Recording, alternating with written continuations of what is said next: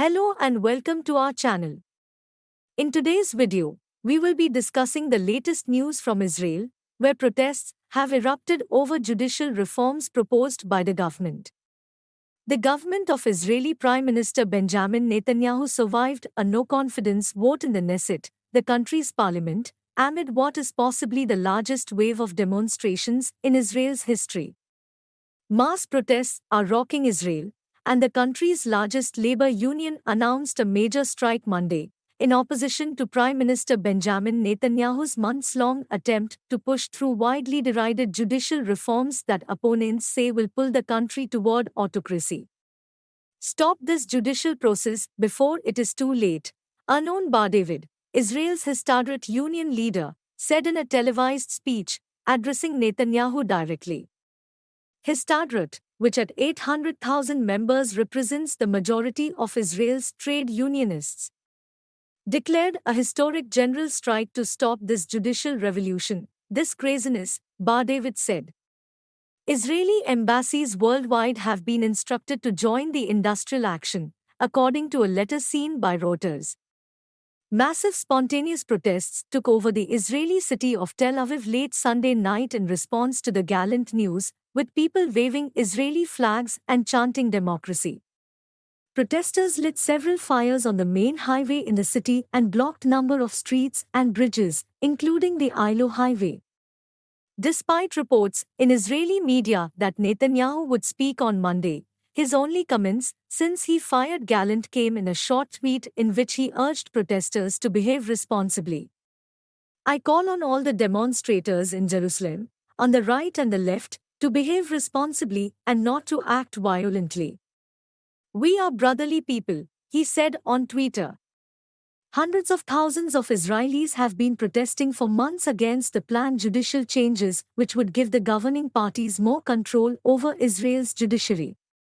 Israel's former Prime Minister Yair Lapid urged Netanyahu to reverse the decision to fire Gallant, calling the move a new low. He wrote on Twitter that Netanyahu might be able to fire the minister but cannot fire the people of Israel who are standing up to the insanity of the coalition.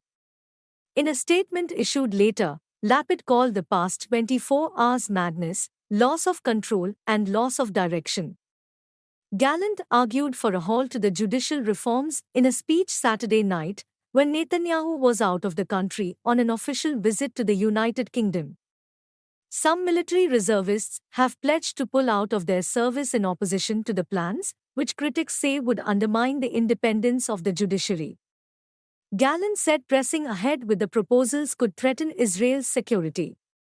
His ouster and the mass protests that followed prompted a string of prominent officials to call for a halt to the judicial reform process.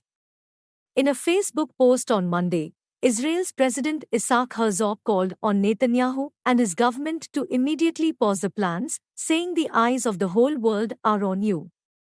Deep concern hovers over the entire nation. Security, economy, society, everyone is threatened, Herzog said in the statement. The eyes of all the people of Israel are on you. The eyes of all the Jewish people are on you. The eyes of the whole world are on you. For the sake of the unity of Israelis, for the sake of committed responsibility, I call on you to halt the legislative procedure immediately. Separately, more than 24 mayors from across Israel declared hunger strike over judicial overhaul on Monday. Amid the protests, Netanyahu is under increasing pressure from his own party. As protesters gathered into the early hours of Monday, Economy Minister Nir Barkat, Culture and Sports Minister Miki Johar, and Diaspora Affairs and Social Equality Minister Amichai Chikli, all members of Netanyahu's Likud party, also suggested that Netanyahu should stop the legislation. Barkat, a former mayor of Jerusalem, suggested Netanyahu should stop and recalculate his overhaul plan, warning it has brought the country to the brink of civil war. Even some of the most forceful proponents of the reform appear to be softening their stance. Justice Minister Yariv Levin, who has strongly advocated for the reform to be pushed through, opened the door to the possibility of a delay on Monday.